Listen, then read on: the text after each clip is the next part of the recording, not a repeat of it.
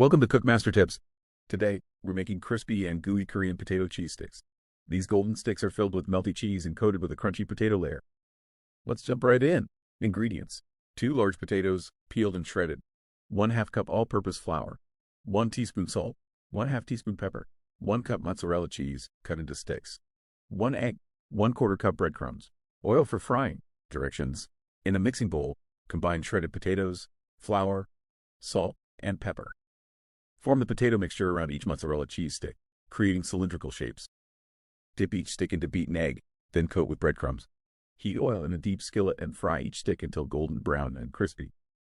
Drain on paper towels and serve hot with your favorite dipping sauce. Prep time: 15 minutes. Cook time: 10 minutes. Total time: 25 minutes.